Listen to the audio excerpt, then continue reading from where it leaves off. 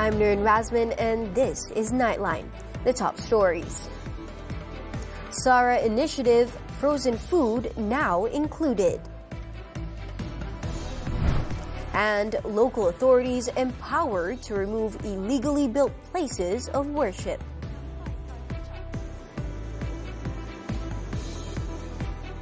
Good morning. The Prime Minister on Monday announced that the scope of the Sumbangan Asas Rahmah or Sara scheme has been widened to include frozen food items. According to Datuk Seri Anwar Ibrahim, the latest phase of the program, which involves a 100 ringgit credit to the MyCard of 22 million Malaysians, will also feature increased participation from the retail sector. With the addition of frozen food, there are now a total of 15 basic categories of items offered under the scheme. The frozen food items include fish, seafood, vegetables, sausages, and even some ready-to-eat meals. With the addition of frozen food, more than 140,000 types of food items can be purchased under the Sara program. Furthermore, the number of stores involved in the aid initiative is expected to grow by 10,000 by the end of the year.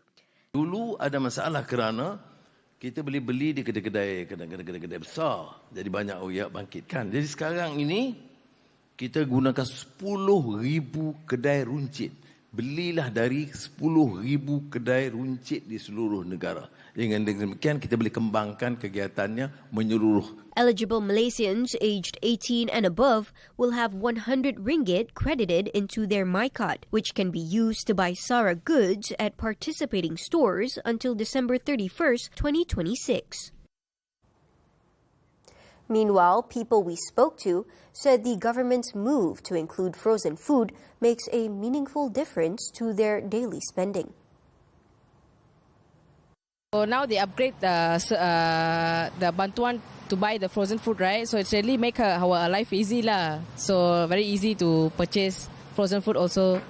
For them, the upgrade makes it easier to purchase daily essentials and helps to reduce household expenses. But the thing is, there's some cash coming in. So, it helps a lot.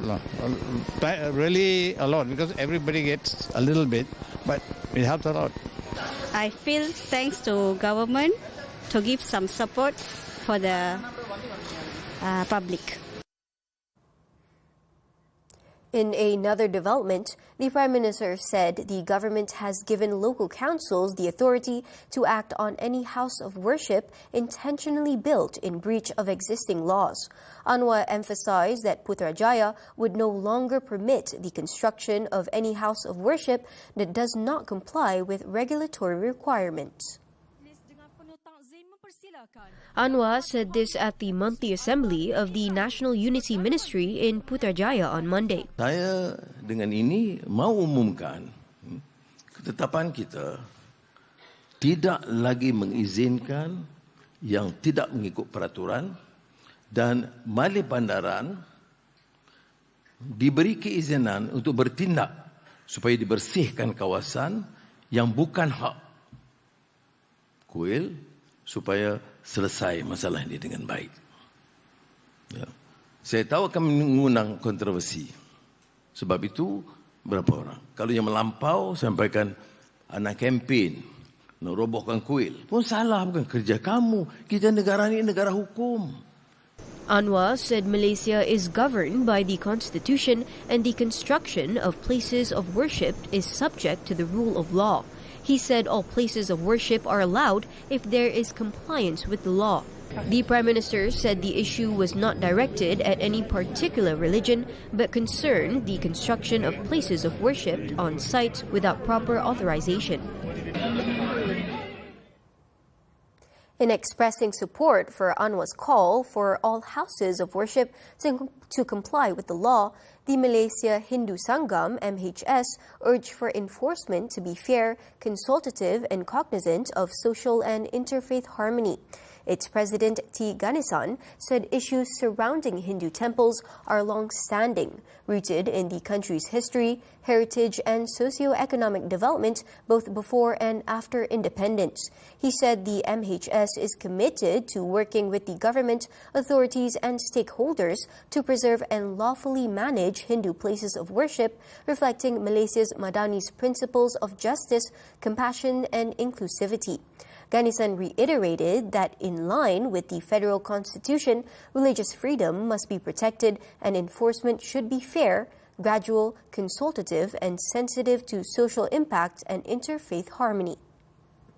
In a separate matter, the Prime Minister highlighted that the government will intensify the rollout of My Digital ID, particularly across government applications, as well as make integration mandatory for new systems.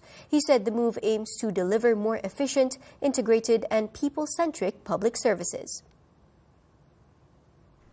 In a social media post after chairing the National Digital Economy and Fourth Industrial Revolution Council meeting, Anwar stated that the initiative is intended to accelerate the implementation of Malaysia's digital and artificial intelligence AI agenda in a more structured and effective manner. The Prime Minister stressed that all ministries and agencies must speed up the execution of agreed decisions. This includes preparations for the launch of Malaysia Digital 2030 in April as the country works towards becoming an AI-driven nation by 2030. The Higher Education Ministry is open to reviewing the Universities and University Colleges Act 1971 or AUKU. Minister Datuk Seri Zamri Abdul Kadir said the government is also considering developing a new legal framework for higher education. Saya turun ke kampus-kampus, saya mendengar suara dan pandangan daripada mahasiswa, daripada majlis-majlis perwakilan pelajar akan keperluan-keperluan perubahan yang perlu kita lakukan, bukan hanya dalam konteks AUKU tetapi juga dalam konteks-konteks yang lain untuk kita memertabatkan pendidikan tinggi negara kita. He also noted that the definition of student freedom is no longer the same as it was in the past. University education today places greater emphasis on students' personal development, intellectual growth, and freedom of expression.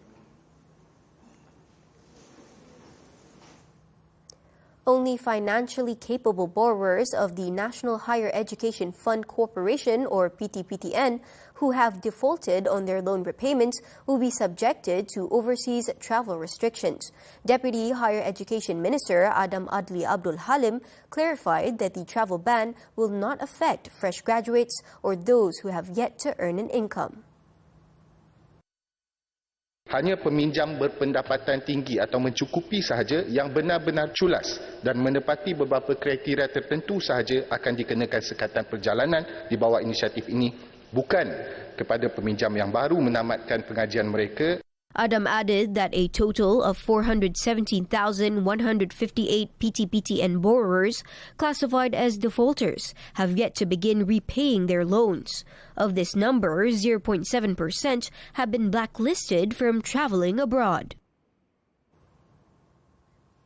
Putrajaya Corporation, or PPJ, will not proceed with the proposed Automated Rapid Transit, or ART, after its projected 10-year cost of nearly 212 million ringgit was deemed too high.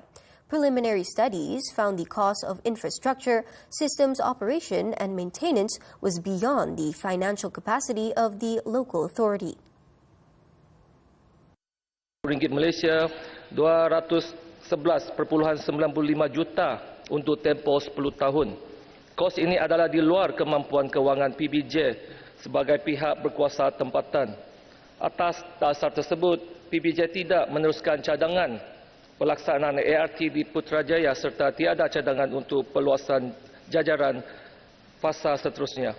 The decision, announced in the Dewan Rakyat, is not subject to any contractual obligations as the proposal was only at the market study stage. However, PPJ remains open to future public transport planning subject to funding and financial capability to support the national target of 70% public transport use and 30% private vehicles.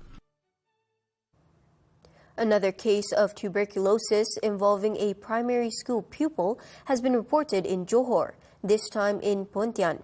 This brings the total number of reported cases to 7, following earlier reports involving 6 pupils from 5 schools linked to ATB cluster in Kota Tinggi. Johor Education and Information Committee Chairman Azlan Tamin said the Pontian District Health Office had taken immediate action, including identifying all close contacts of the case. As part of preventive measures, sanitation and cleaning were also carried out in areas identified by health officers as posing a higher risk of exposure. Last week, the Health Ministry confirmed that ATB cluster had been recorded in Kota Tinggi. A total of 33 positive cases were detected following the screening of 804 close contacts, which began on January 25th.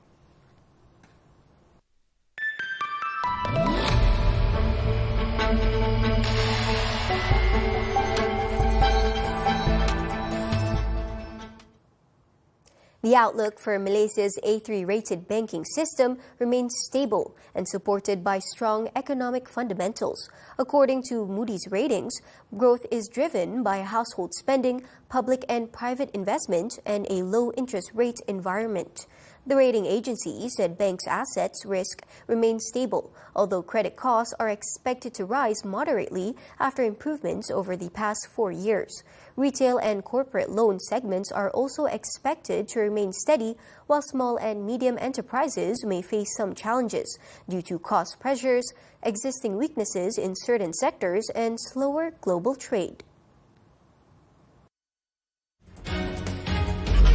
How is Pahang leveraging talent to boost long-term economic growth? What indicators truly show that capacity-building efforts are working? How do state-linked institutions maintain social impact while staying financially sustainable? Muhammad Ahmad Hamdan speaks with Dali Kumar Sadar of Yayasan Pahang only on Money Matters this Saturday at 5 p.m. on TV3 and stream on Tonton.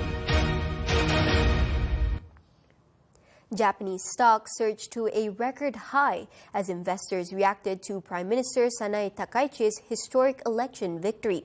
The Nikkei 225 jumped more than 5% on Monday, briefly crossing 57,000 points for the first time before closing at a record 56,363.94. The Japanese yen also strengthened to 156.63 against the dollar, signaling renewed investor confidence following the result. Takaichi now faces the challenge of reviving Japan's stagnant economy and addressing cost of living pressures. The outlook is also clouded by an aging population, which has led to a shrinking workforce and rising social care cost. However, analysts say Takaichi's pro-business policies could provide a boost in the months ahead.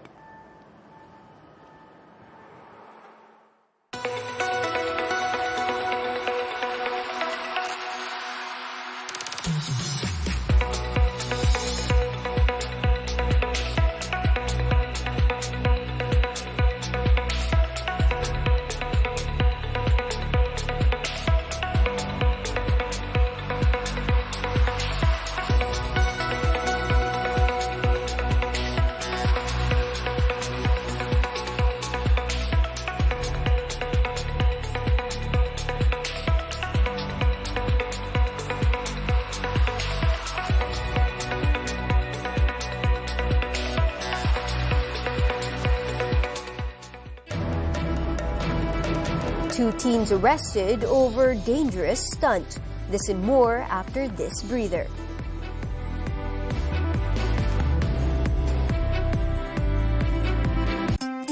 Shop membawakan anda promosi istimewa di bulan Ramadan. Wow, sama-sama berkat. Raikan keberkatan sambil menikmati penjimatan hebat. Bermula 19 Januari ini, selamat menyambut bulan penuh rahmat. Jimat berbelanja penuh makna. Ini daripada Buletin Pagi. Seorang jurujuk, seorang nelayan menjadi penyampai berita memerlukan aura dan magis pada suara, keterampilan, keyakinan dan pesona. Kami mencari wajah baru Buletin TV3. Ayo, serlahkan potensi anda menjadi suara yang dipercayai negara.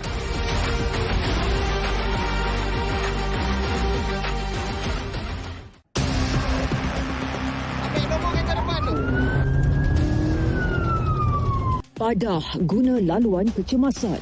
You dua kesalahan tau, lesen tak ada. Kemudian dia ikut lorong lagi. Ya, kecemasan. Tadi banyak orang ikutkan, saya ingat ada Ya, ikutlah. Alasan tak masuk akal, nyawa jadi taruhan. Awak ikut gigi tadi kan? Ada gambar tadi? Saksikan 999 Selasa jam 9 malam di TV3 dan stream sekarang melalui Tuntun. Anim, dulu zaman sekolah awak suka subjek apa? Mestilah sejarah. Kita sebagai rakyat Malaysia kena tahu asal-usul negara kita. Usus bocor jangan ambil mudah, boleh bawa mudarat pada badan. Harga sama, tapi kenapa saiz makanan dan barangan semakin kecil? Nantikan kupasannya. Cendawan emas punca rezeki dan pendapatan menguntungkan. Harta anda disita atau dibekukan, apa perlu buat? Semuanya di MHI, Isnin hingga Jumaat, eksklusif di Tonton dan TV3.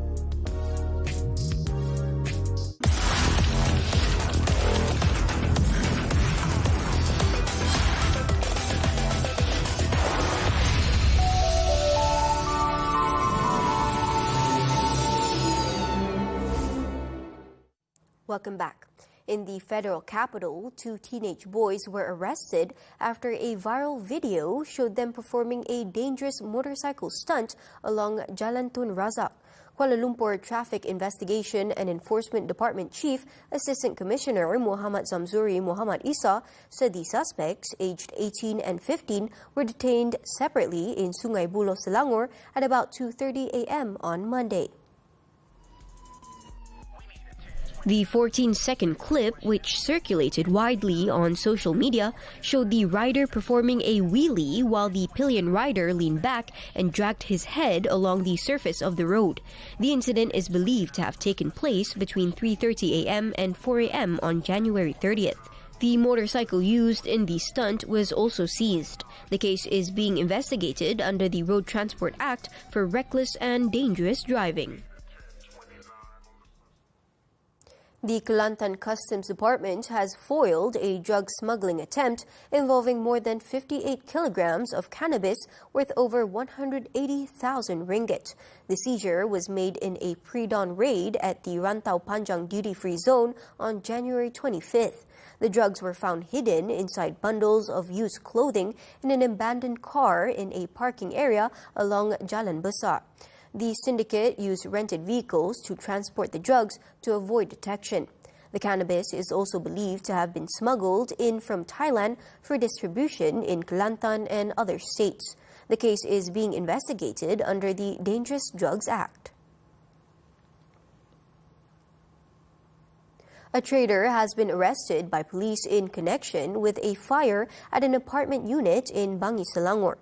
The incident, which occurred along Persiaran Bangi Avenue on Sunday night, alarmed thousands of residents as the fire was triggered by a stockpile of fireworks, causing explosions and sparks throughout the unit.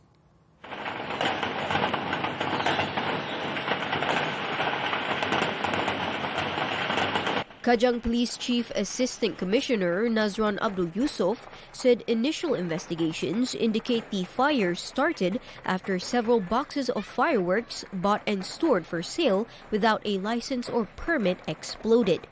Following the findings, police detained the trader, who also rents the affected unit, on Monday. The 33-year-old suspect will be brought to court for a remand application to assist in further investigations. It was reported that the fire broke out at 10:40 p.m. in an 8th-floor residential unit. 13 personnel from the Bangi and Semenyih Fire and Rescue Departments were dispatched to the scene and managed to control the blaze by 11:19 p.m.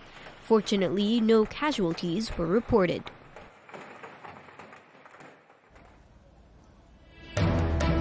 "15 killed in building collapse. The details when Nightline returns."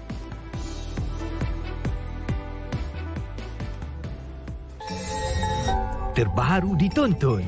Cik Rashid, kenalkan akaun kami Laila dan Amina. Bos rasa Amina share tu betul-betul genuine ke? Dia orang ada sesuatu yang interesting. Kadang-kadang dalam hidup ni kan Amina, bila nak jadi baik, kita kena berlakon jadi baik. Laila mula sedar untuk senang dapat duit bila menggunakan simpati dan agama. Sekarang aku baru faham. Tapi takkan tak ada orang kampung yang kenal dia orang. Dia orang kan famous kan? Muat turun dan layan tonton sekarang. Semua favourite anda di sini.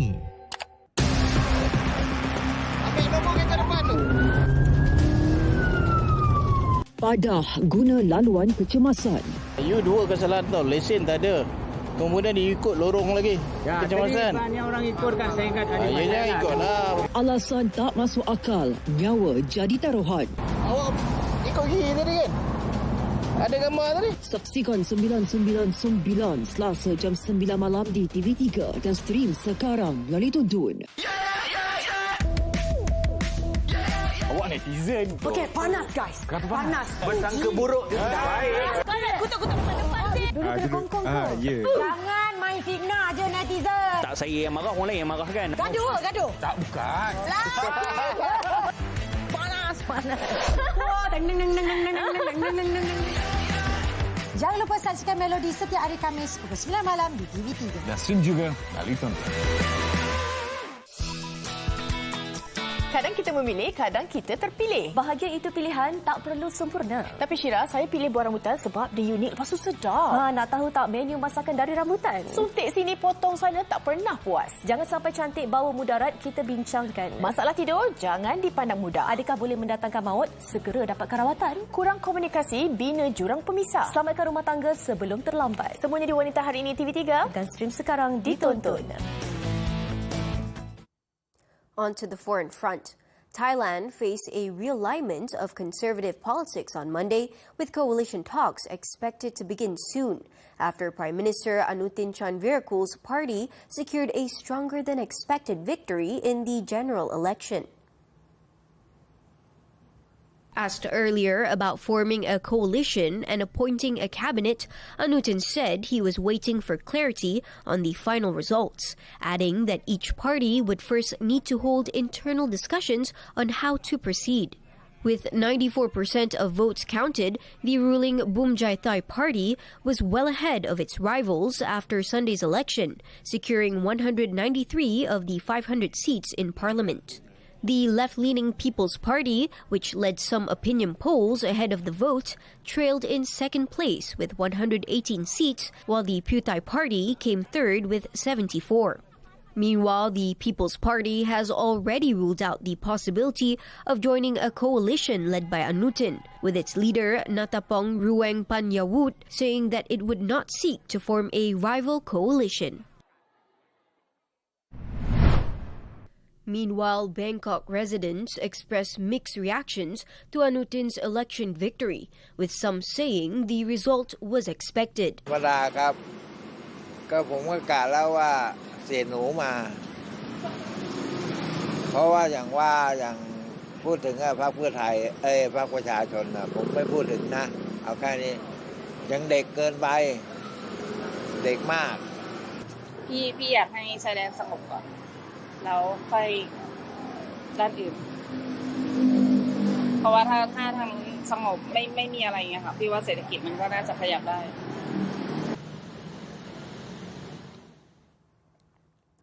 Datuk Seri Anwar Ibrahim said Malaysia remains committed to sustaining the momentum of cooperation with Tokyo in strategic priority areas following Takaichi Sanae's victory in Japan's general election.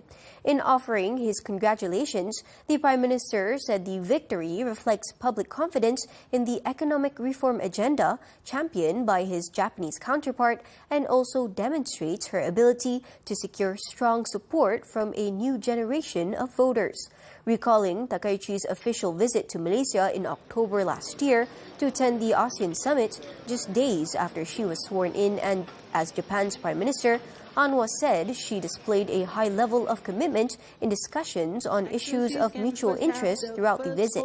During the visit, she had engaged him on issues vital to both nations with real commitment and enthusiasm, which included economic resilience, the green transition, and maritime security.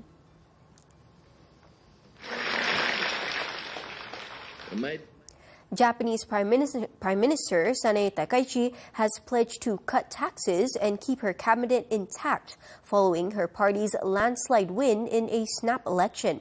The premier said she would move ahead with the Liberal Democratic Party LDP's plan to reduce consumption tax. Speaking at a press conference on Monday, Takaichi added she would prioritize policies aimed at making Japan stronger and more prosperous.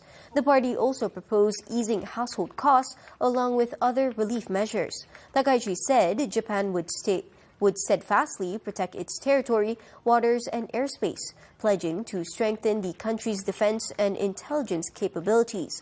On Sunday, LDP secured 316 seats in the 500-member National Assembly, winning a historic two-thirds majority in the lower house.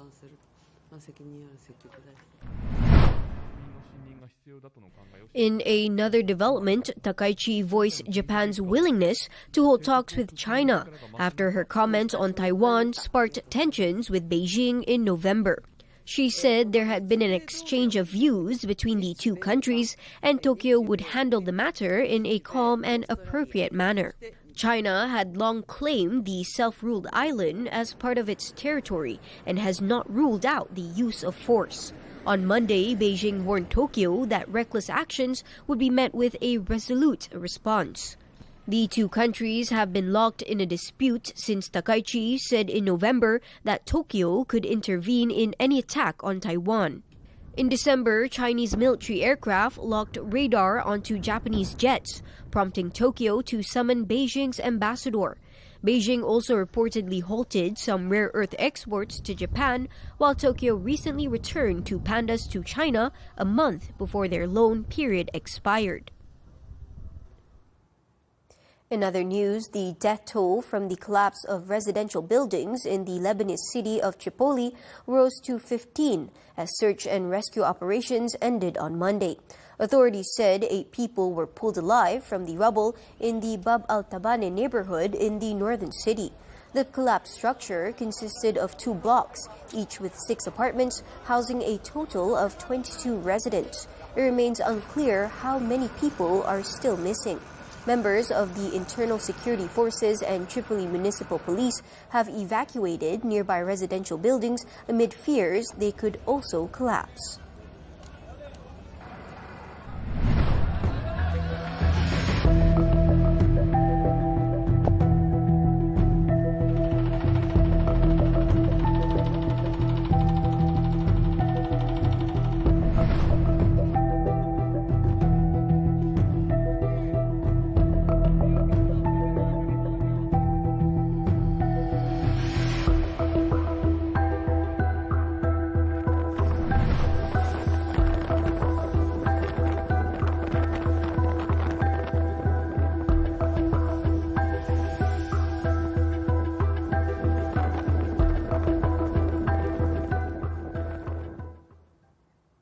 On to sports now. The Badminton World Federation, or BWF, on Monday announced massive changes from 2027 onwards in what it described as a bold move to take the sport to greater heights. It said every element, from competition formats with increased prize money to broadcast strategy and sponsorship value chains, is to elevate badminton's global standing and unlock its full potential.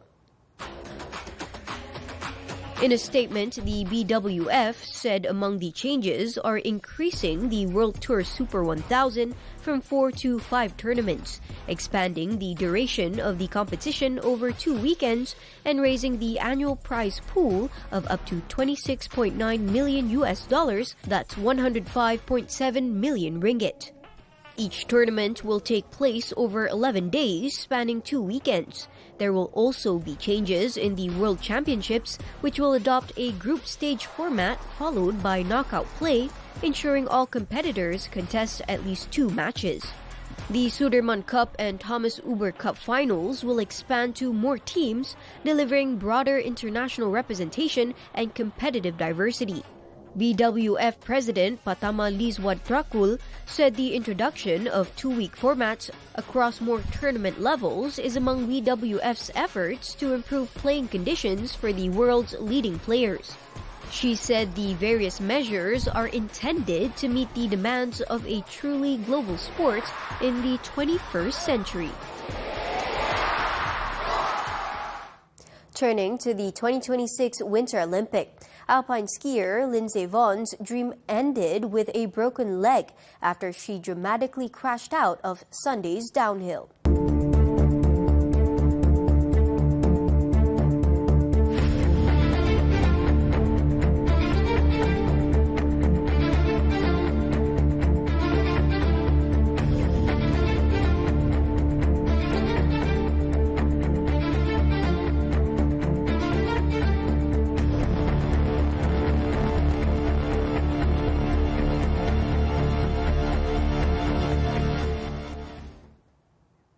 And that concludes Nightline this time around. With Chinese New Year just a week from now, preparations are well underway. Before we wrap up, let's take a look at Beijing residents shopping for essentials as they prepare to welcome the new year of the horse. With that, I'm Nurin Razmyn. Thank you for watching and stay safe.